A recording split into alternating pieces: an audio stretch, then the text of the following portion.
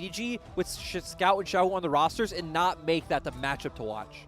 It's so exciting, which is kind of funny because neither team really plays for mid. Like, it's not like Knight versus rookie. Yeah. Yeah, it's like Scout and Xiaohu kind of play for the mid jungle 2v2. It's not necessarily about just killing the enemy mid laner. And for EDG, it's kind of non-interactive in the mid lane. And that's right. It's not like neither of them can get solo kills. There's still one very memorable moment for me with Scout where he just totally abused Forge in the first split with kind of wave manipulation in Irelia versus Sylas matchup. And even Xiaohu, right, is some pop-off moments where you get him on something like a Sylas or a LeBlanc and he can just really show up, but not typically how these teams play. Other questions are going to, go around to GALA, who we saw for the first time on RNG against FBX and actually played the game one well. Well, remember, even the next game where he was carrying, like, he was the best player on the team. Yes. Everything looked good, and then he has the one bad moment at the end. He has the one moment where he goes into the enemy team. Yeah, it was not a good look. Well, we head into game one. This is what we've been waiting for, and I know chat's happy about this. Let's go into picks bad. You know what's interesting to me is the fact that when EDG runs JunJia, they always ban out Nidalee. But I was going to say, with JunJia on the roster, Nidalee's a contested pick, and it's probably been Xiaolingbao's best jungler. So surprising to me that RNG banned it out, and it shows that I bet EDG could have been willing to first pick that, but ultimately EDG gets the bear. The Volibear flex instead, that's right. Xiaoxiang's first game here in summer, played during spring alongside JunJia as a substitute for Jinnu. And then, of course, Audi came in as the better top laner. So this is an interesting decision. We weren't expecting this. We'll see what he heads towards in game one, while RNG get two strong picks in the Graves and the Aphelios for GALA. Yep, obviously RNG's first rotation just screams scaling to us so far, and really, I would expect Hope to go towards this Ashe rather than going towards the Ezreal. Even though Ezreal is his most played champion this split, I think EDG have been a lot more and a lot better at playing out through like winning dominant bot lane champions, which is why I think they're our best Kalista playing bot lane and why we always see that champion ban against them. But if you're talking best champions, Scouts is the Syndra, and they eventually will go with the Ashe for Hope instead. Also a takeaway from Xiaohu. I had a fan message me the other day and say, hey, when Xiaohu came into the roster, came into professional scene, he was actually known as a Syndra one-trick. So obviously, I highlighted this in many RNG series, that even in spring, he was our one mid laner to always pick up this champion. And now we have two very set directions so far, with EDG a lot more pick-oriented, a lot more focused on the mid-game, to where RNG have signaled their first three picks, hey, late-game team fighting. Okay. Well, the Nautilus on Ming, that's a favorite. We talked about this a lot in Spring Lyric. Ming picks one champion, or has been recently, and sticking with it. Nautilus, once again, his most played by far. Will progress forward because picks and bans are flying through. They're going to start banning away other supports targeted at Meiko, who is a great hook champion himself. It is Hook City in that bottom lane, while the global presence from Scout, or rather, Xiaohu, is going to be denied. I mean, and Meiko really just feels like he plays Nautilus, Leona, and Set. And that's, I mean, obviously the Thresh as well, but I was going to say if they take away the Leona here, Set Ashe just doesn't really sound like it combos together all too well. What I'm more interested in, where does Xiaohu go with mid lane picks? Does he go towards that Sylas that we mentioned earlier, which does have a bit of a rough laning phase up against the Syndra, or maybe go towards the TF? Same idea, doesn't do too well into the Syndra lane, but obviously you are playing more of a non-interactive laning phase in that sense. Or the last option I kind of see is an Orianna. Okay, well, Wukong first, it seems to be, as the music is blaring. That's good. That's just what I want. I want it to be louder, because with the Wukong locked on in, you already talked about how the setup is here. A nice front line built up with early engage. And if EDG already have that pick potential, how do you facilitate that? Ooh, that's going to be interesting to see. So right now they're showing the Mordekaiser, which is obviously a really strong pick, into the Wukong. And when you have a comp that clearly already wants to come into you, Mordekaiser is always a good answer into that, because you can just pull something into the Death Realm. But this would be ironic, because Jinnu, who has now retired, who was known on the EDG roster, was such a big Kennen top laner. Yeah, and we've already said as well, Xiaoxiang is the kind of player who can play any style, so clearly wanting some lane dominance here. And it works in numerous ways, right? You can think of Kennen as the kind of champion that can look for a flank on the enemy team, but he also serves as sort of zone control at dissuading the enemy team from coming in onto you, because you just open your ultimate, you get a huge stun onto the team and allow your carries to just dish out a bunch of free damage. This would be something new. Okay, Meiko on Bard. And this is not something he's played this split. Nope. This is not what you think of Meiko for, like, in this iteration of EDG. We've kind of crossed that threshold that Bard is like that pocket pick to now is stable meta pick that a lot of people are happy taking into tank bottom lane. And this is also interesting because, once again, it'll make it harder for RNG to run into you. Also can set up some cool combinations like a Tempered Fate into then Xiaoxiang just going on top of your whole team and opening that ultimate. And RNG going with what we said, picking the TF into the Syndra, obviously going to be quite a hard laning phase, but at the end of the day, you're not playing for your own lane, you're playing to snowball your team forward. Okay, snowball for RNG, plus you talked about the team fighting and the late game scaling. Well, exactly. So RNG's comp is definitely much more team fight oriented, but they do have a way to accelerate the game in the mid lane with Xiaohu. And on the other side, EDG definitely feel a lot more mid game focused, where their comp definitely comes online at one item a lot stronger than RNG's does. Scout will be dealing a ton of damage to that Ludens. If Hope does go for that Blade of the Rune King build, which is obviously a lot more standard with the Ashe, and then just setting up these picks around the map. And also, you have a lot of like big AoE combinations coming out with the Kennen as well. That's true. See if Xiaoxiang's up to the task. His first game in summer. On the Kennen pick, which we don't see much in the LPL. We've had dashes here and there. A couple of days ago, we've seen it, but at this point, for EDG, they need some wins on the board. The fans are losing faith, Lyric, but the same could be said for RNG fans right now. These guys are in a state of limbo. I mean, remember when we filmed the last hit and I said, hey, I'm finally off the RNG boat. I'm finally off the RNG hype train. Like, I can't do this anymore. Yeah. I feel like that's a very good analogy for RNG fans, where after that last series against FPX, you're just like, man, you see this team go to 3 games so often and just not know how to close out. It's so disappointing. But EDG as well, right? EDG have the same problem where they're like the kings of game 1, but then in game 2 and game 3, they're both the same team as Six. We said that in the last series, but it's kind of true now. Their last clean series against Rogue Warriors, but then after that against JDG, they got crumbled. RNG was against FPX, as you mentioned, 1 and 2. WE the same. V5, they got 2-0. RNG and EDG need wins on the board, and this is a great series to show who's better and who might actually clinch out a final playoff spot. We're not there yet, but wins on the board needed. As 3 and 5 for EDG, 4 and 4 for RNG.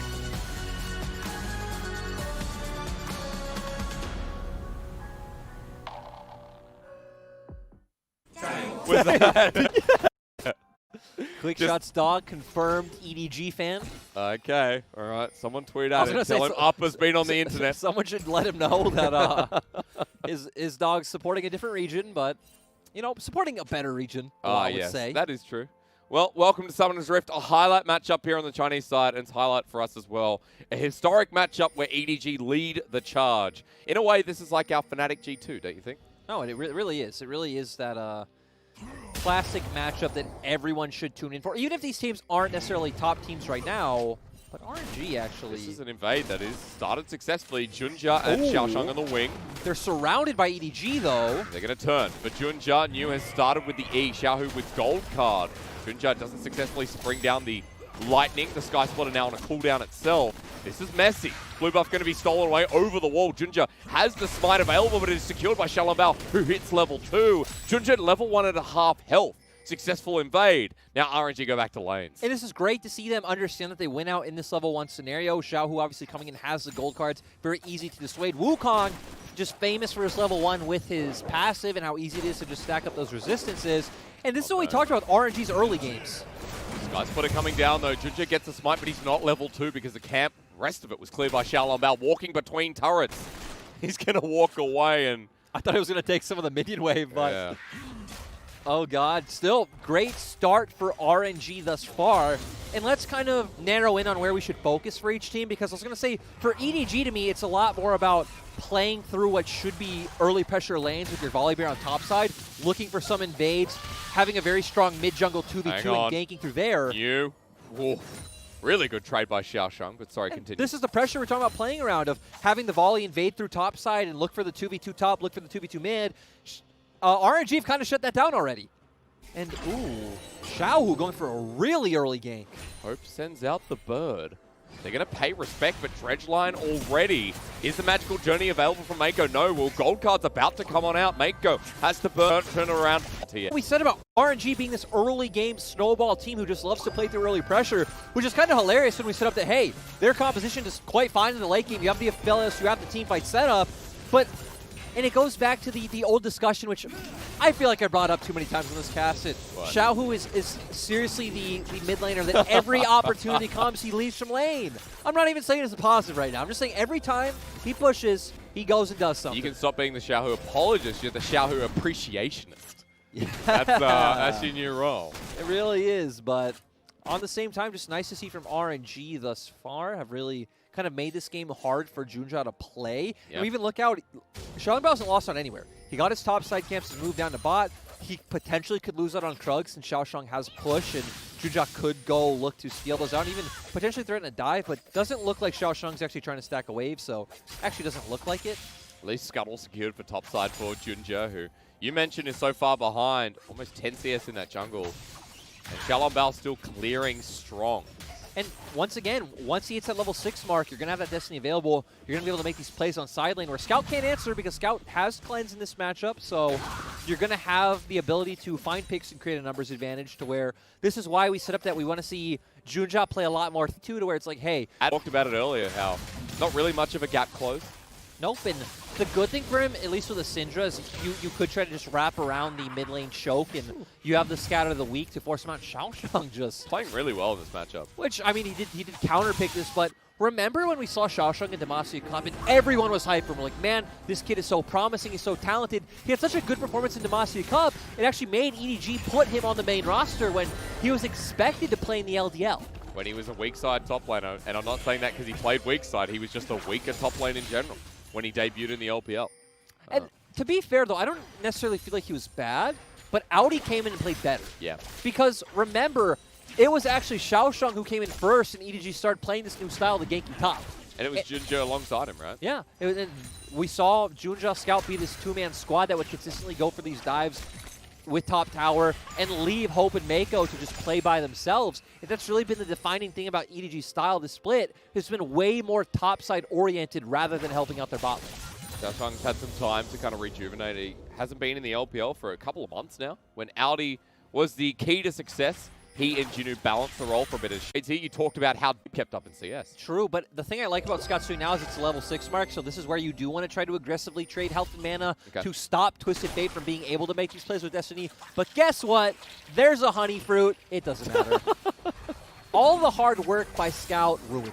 Well, Xiaohu might be caught out here though, Lyric. Gold card will be available versus 3. Never mind the flash. JunJia is so angry at that early game that he gives first blood to Scout. And that's great to see because targeting the global was what EDG needed to do. EDG do it. We have Meiko come over. Meiko has not typically been this early game roaming support in this iteration of EDG. He's much more about sitting in lane with Hope, just making sure he can farm up nice, become big and strong, and be a late game threat. Hope on the Ashe, a lot more of a pick-oriented AD carry, and Meiko on the Bard is quite different. All right, let's have a look at this again, though, because that's right, the roam from Meiko sets it up. I'm actually kind of surprised the Scatter of the Week hit there. It didn't necessarily look like it would have, but still great. It does hit. The slow came out for Meiko, and JunJia flashing in aggressively just to assure that he gets bursted out before he can flash away. So Xiaohu comes back to lane. Teleport was already burned, but it is a Spellbook TF, of course. While Scout, First Blood nets the lost chapter. And you also see that JunJia's caught up on CS. So that early jungle where Xiaohu took over is no longer the biggest fact. As Scout, bit of damage down, but Ming and Xiaohu are here. Now they're going to look for a play on bot, I assume. You have your two-man squad roam towards mid, which will free up Xiaohu, and it also allows the enemy bot lane to push, which could then set up the easy gank for Xiaohu into the bot lane. But obviously, Xiaohu just getting spotted on a ward makes that quite hard.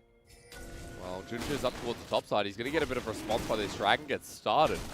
A bit more experience in the back pocket. Hope's going to spot this out with a good place ward. But they're in no position to do this, and even pressure-wise, right, we set up that, hey, all of their playmaking potential does come around the top side with the fact of how hard Xiaoxiang's winning in his matchup, which, to be fair, knows about, looks like potentially 2 waves once Nu catches what's coming into him, but still, I think it's actually a fine job done by Nu to survive in this matchup. When Herald's getting started, Xiaohu spotted out in the bottom side ward. A lot of information given over to EDG. Yep, but still, ultimately just kind of trading sides of the map right now. Not wanting to risk Actually, they're not even not wanting to risk gold. They actually are just trying to scout out Xiaolangbao on the red buff because Xiaohu's getting pushed in. He's in no position to look for some kind of big Destiny play on bot lane. Nope, I was going to say, it looks like there could be a small window right now, but isn't able to clear out the mid wave in time, but potentially could just give up this next wave. Oh man, GALA's in a big lead though, Lyric. This is Aphelios things starting off. He's got a BF sword. Yep, and this kind of goes back to the early pressure we saw onto JunJia, where it made it very easy for Xiaolangbao to hover towards bot side, and always a bit risky for Hope to step up for all the CS. I guess I didn't take into account reset timers. It's going to be the slicing maelstrom for the Cyclone. Xiaoxiang a lot squishier. You unable to follow up, but Seeker's Armor Guard probably paying dividends in that trade. Still right.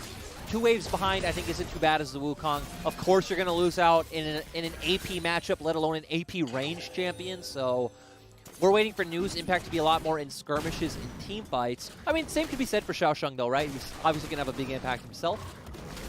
So it's really interesting how these two drafts interact with each other, just from the fact that RNG do have a way to play out the mid-game with a Twisted Fate, even though we do favor EDG's comp in mid-game skirmishes. Yep. So seeing how RNG can create and or find windows like we saw them trying before with the 2-man hover towards mid is going to be really important. Wait for those ultis to be used again. As Xiaohu has blue buff. A push out here from Scout, while blue's going to be transferred over to the Syndra. And I'd love to actually see EDG find an opportunity to use the Herald on mid here, because if you can increase the size of that mid lane, you know, get some wards on it once you turn it down, push it into the inner turret, it's going to make it much harder for Xiaohu to find opportunities to roam on the map, especially if Scout is already potentially hovering there himself. Okay, don't get fooled. That's only Ignite through the spellbook. Xiaoxiang will now turn back to Teleport. So that summoner is available, but news will be as well when the next dragon comes up. RNG picked up the first. And this is why you see a lot of Kennens go the Spellbook route, where, you know, it's typically, I mean, there's actually kind of 3 options, right? Spellbook, Phase Rush, or Conquer. Yep. A lot of people feel like Kennen doesn't necessarily need the Conquer. Like, you have enough damage in your kit to Phase Rush, which is much better for ganks and team fights. It just comes in handy. You can take Conquer into easy tank matchups, though, since you do get so much free harass. And then Spellbook is just kind of much more utility throughout the game. Obviously, we got to see the fact that this is a bully matchup. He could switch that Ignite early on, which can allow for a bigger lead in lane. Plus, when he gets the Proto Belt as well, I feel like New's going to regret life that much more. True. It's going to be quite nice for him. And obviously, our eyes right now are just on EDG for the fact that they have the Herald, so they are the one who really control the next big map state swing. Where JunJia's been tracking Xiaolangbao, you can see this constant attention to warding bot where this Graves is, so he can find out when to use it. And the fact that we see EDG constantly hovering mid shows me the fact that they probably do want to use this mid like we talked about. Yeah. But instead just trying to find a pick here. But RNG, no. Scout, maybe it's his attention as Dredge line over the wall. Ming commits, but Scout gets on out. Now the damage to the backside. Stormbringer from the back line as well. JunJia disengages for Unleashed Power used. The arrow sails up as well and nails down Xiaohu, who has the cleanse. Xiaolangbao lucky he gets out as EDG pick up another kill. And think about it. RNG were committing to that play pretty blind. Like, they didn't actually have vision. They knew they were all there, but we saw them overcommit, make Ming, go for the hook. And nice by Xiaoxiang to commit the TP, and this goes towards that mid lane play we were talking about. Hey, if you can get this turret down early, it's going to make it really hard for Xiaohu to be that one who tries to allow for his strong side laners to become big team fight threats. Really nice kite back from EDG. 2 kills up in this early game. Might not be much of a gold lead, but there's a lot on Scout here with his first item. And I remember you talking about first item spikes for EDG and how big they are, as Meiko on top of GALA with Destiny now available. EDG haven't taken this into account, so Meiko just gonna die to the hands of who? To GALA. And EDG, as they do something nice, kind of send it right back. And you think about that one, that's not really a play by RNG, right? That was EDG, the ones being an aggressor, and RNG being the ones to make a counterplay. So overall, it was a misstep by EDG more than anything else. I guess the only thing that you're happy about is that TP was used by New. Exactly, and I'd say great job by RNG just to punish overall. And you would think that this should lead to an RNG Dragon, because now they're sending Xiaohu up towards top to answer the wave. Xiaohu has TP. They have TP advantage, leads to a Dragon. Nice objective secure for RNG. I want to see if EDG have a way to answer, but the fact that JunJia's just resetting now doesn't look like it. Okay, second Dragon going over. Ocean and Cloud. Now Curiosity. We're going to get Mountain or Infernal. Either way, pretty happy with that. Meiko keeps trying to steal this with the Q. There will be a Mountain Rift here in game number 1. With Scout going a bit too far forward. The flash committal from New. Double Cyclone for the knockup. Collateral damage misses. But that was the trigger forward for RNG. And we have seen, even going back to the mid lane play they failed, right? They are very willing to make these plays, which was our criticism of them in FPX game 2 and 3. It's like, hey, you need to be more confident looking for these when you have these clear windows and these advantages. And it's so interesting to see how turret HP is being traded across the map. Almost both top lane turrets are close to going down. Obviously, EDG almost breaking down that mid lane turret with the Herald. And bot lane looks like the opposite to where RNG have been hitting that turret pretty freely. It was GALA who was finding it before, grabbed him with the Moonlight Vigil. Ming close with the Dredge line. Meiko even dodges as well. Cheddarcruslara for the turnaround. There's no cleanse, but with Severum, I don't think Meiko wants to make this. Exhaust is out for GALA. He keeps the Chakrams in hand while JunJia is walking down. Hope with no mana. The Tempered Fate flushed away from. Teleporters a response. This is Xiaohu. And the fight is done.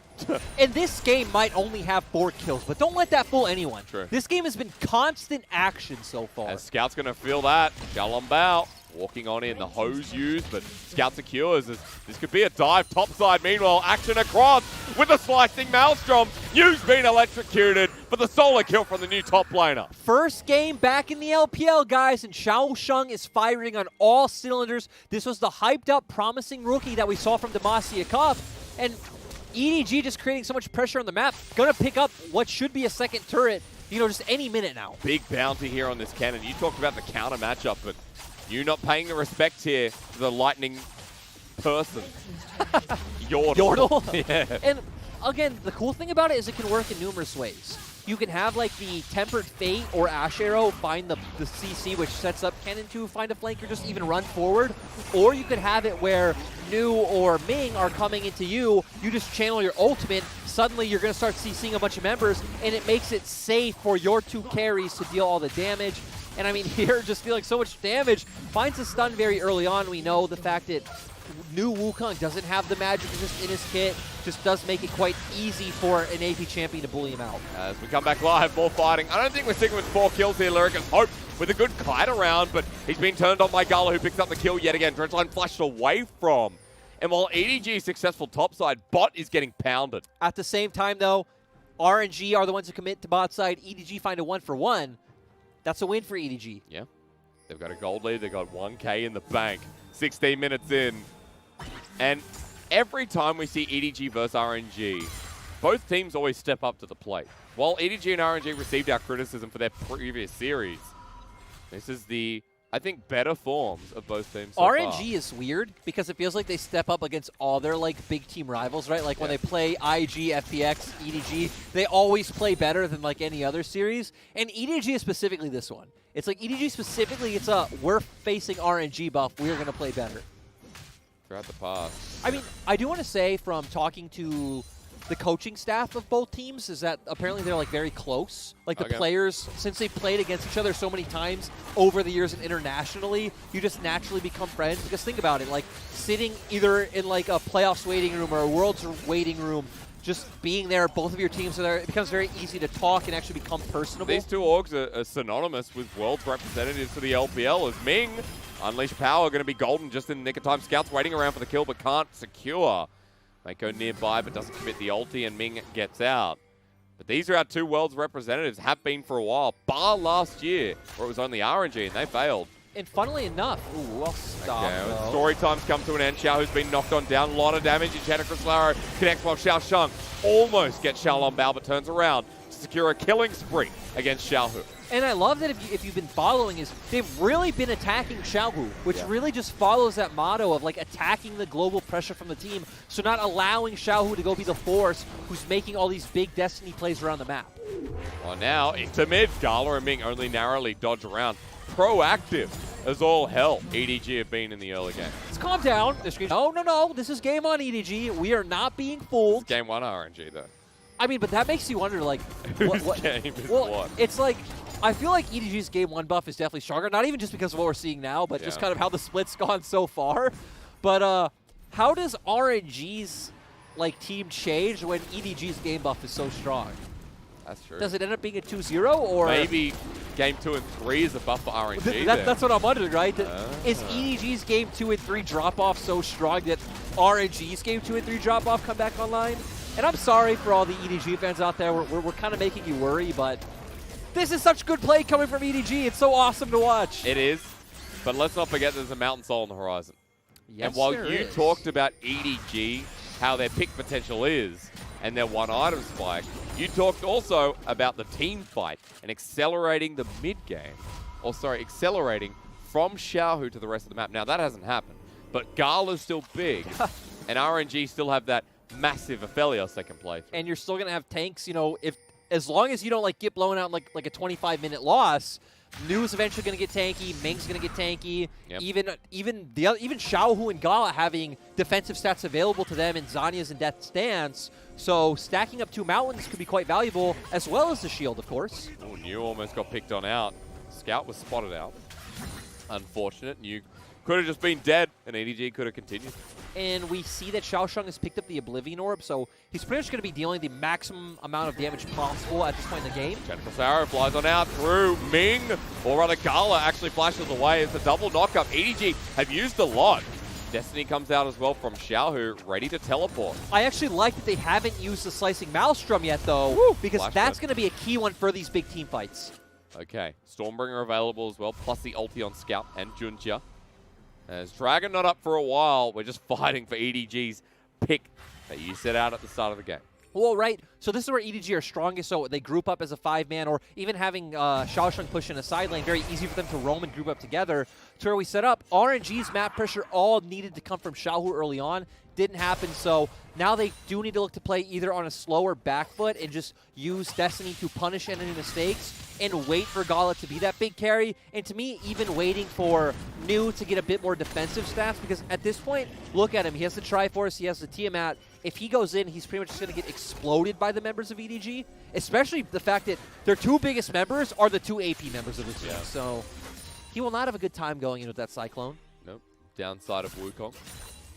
But going back to a point I was going to make before is, you even look at these rosters. The 2 long-standing members of both sides are mid lane and support. Yep. So the fact that I'm sure there is some kind of like rapport built between these positions, and you know, whatever it is, like common respect or friendship, is quite interesting. It's kind of funny because Meiko is the franchise player for EDG. I mean, at this point, people would say it's Scout and Meiko, just because of their tenure in this team. Xiaohu and Ming share the same bond, but it is Xiaohu who's been here the longest. Yep. And Ming who came shortly after. It's like slightly reversed, right? Yeah. Where Meiko, everyone remembers, 2015 MSI with Deft and Pawn. Deft as an 80 carry, I can only imagine, would have been very, very fun. I mean that in only a respectful way, of course. I mean, having Deft as an 80 carry, you'd be like, I'm not worthy. Yep, coming in with the kind of the rebuild around the Koreans. If anyone remembers, Season 4 Worlds, EDG were there. I remember them Called actually. it the Exodus, didn't they? Yep, the Korean Exodus. I remember the only thing I remember about Season 4 Worlds, obviously as someone who came from the LMS, was AHQ beating EDG in that Group A. Oh. Let's go Green Tea and Westor. Okay. But Told you you're an old man. doesn't matter, because the fact is HQ is not too relevant of a team now, to where I guess both teams are kind of nowhere near their former glory, to where EDG used to obviously dominate the LPL, and Season 5 HQ came out on top in LMS, and now TCS are nothing. EDG so. had 2 years where they got 1 second place and everything else was first, right? And even That going MSI back was in it. to the early days, like the Season 4 as well, was an extremely great year for EDG, built around Name. Oh, yeah. Yeah, I'm a bit of a boomer in terms of League of Legends. You know a lot. I've had to unfortunately study back and go through as to what I've missed all these Which years. is never the same, right? It's No, not I the want to same as experience it live. firsthand. you Yeah. know? Like seeing, first Fnatic, then G2 get smashed at Worlds Finals. See, I experienced that. Yeah. The big one for most people I'd always recommend is IPL 5, but at the same time, yeah. I don't feel like it has the same magic. So let's just live in the now and experience the history being made in RNG about to be at Soul Point. Well, I mean, they're at Soul Point, but And Soul coming up in 30 seconds. I'm here now for it, so that feels pretty good. 30 seconds till that Soul you mentioned. EDG have just been farming away. There's a Spellbinder on Scout for this next fight. Morellonomicon completed by Xiaoxiang. That'll stop a lot of GALA, while Xiaohu's pushing topside But as a Banshee's Veil. Xiaoxiang showing massive respect, right? Yep. Not actually pushing out far in lane, knowing that this kind of 2-3 plays coming at them with both Soul Laners here. Mew waiting in the wing as well. Uses the Proto Belt. Xiaoxiang nearby. I think it's too obvious. Like, Xiaohu's pushed up this far at his turret when Drake's up. Like, like he knows. We all know. Xiaoxiang gonna sit here and go, all right. Even that control ward there, Xiaoxiang comes in. He's gonna know soon enough. Press Q. Okay. Slicing Maelstrom used. He flashes away. Now, he knew, but he didn't know. He thought, it's too obvious, maybe it didn't. I think he knew, but at the same time, you start to question, like, how long are they here? You're thinking, they think I know, so maybe I don't know. The double-edged sword of knowing. That's not how that works. Hey, he had to burn a flash, so in the end, he didn't know. Well, I'm not going to keep going. I can't. RNG give I up the can't for dragon. the fans' sake. EDG did to give pick the that dragon. up. So, Yeah, that is they give it. a moment, but hey, I mean, you think about it now. They do have quite a bit of a buffer where they could give up a few of these Drakes and just kind of get more items onto GALA, Xiaolongbao. We even talked about New getting these tanky stats, you know, now finally starting to build towards the death stance. Finding a pick. As Xiaolongbao going to get towards that point as well, as you mentioned. Black Cleaver already picked up. EDG in front of Baron, and you've got 2 items on Hope.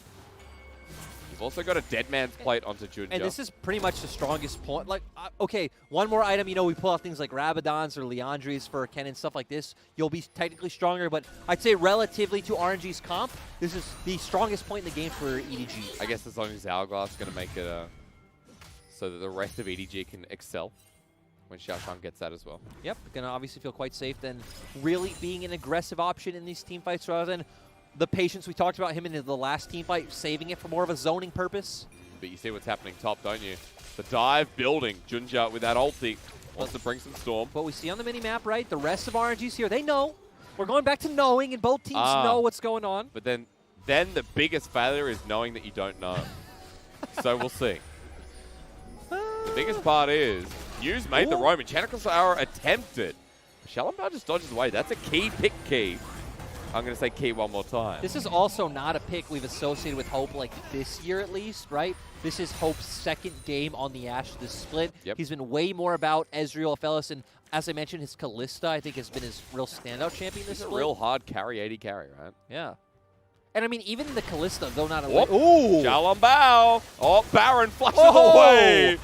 Any collateral damages to get on out. That was one of those ones, he just got scared, he just pressed flash right away, he's like, oh my god, He what do I do? butt-mashed. Yeah.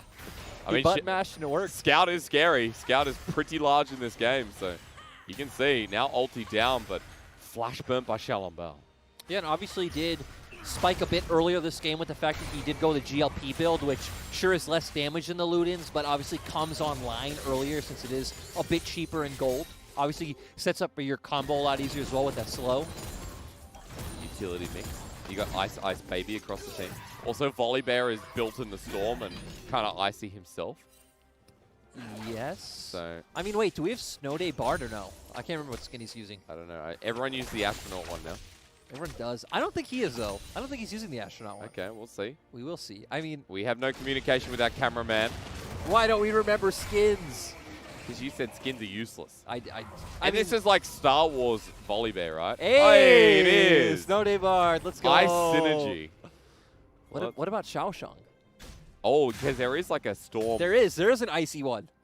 Oh, what if chat and the fans have realized this the whole time, and we are just now catching? He's doing it. He is. Oh, he's Oh, not. that's the super Oh, Kennen. he's not. You know, the only He ruined it. The only skin synergy I realize is when someone picks a world skin against the person whose skin that is. Example, Jackie Love IG skin when you're versing it. Yeah. That's the only thing It I'll is always ever the notice. best. Are we calling this Crime City yet or what? That's just Mafia Graves, right? Yeah. Oh God, Crime City. Oh God, the fans. What do we do, fans? Crime City. I'm sorry I brought that up. Wow. Please don't touch sensitive topics. Okay. You might be offending some people. I got a DM, by the way, from someone saying British meat pies are just Aussie meat pies, but worse. Oh, nice. Not as much meat, apparently. So, Munchables. Yeah.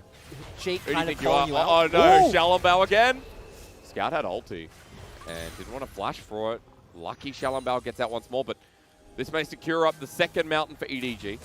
And the thing is, I actually still don't feel like RNG's comp has a way of getting pressure first. Like, whether you just group 5-man I feel like EDG's comp wins at this stage. If you send someone to a side lane, obviously EDG side laners still win at this stage. You have to remember, RNG have been doing a really good job of denying any opportunity for EDG. Even Xiaoxiang getting caught out still survives. And the decent thing about RNG's comp as well, when we're talking about like getting vision, is that Twisted Fate allows your comp to come on an objective second because of his destiny. So it won't ever be too much of a detriment.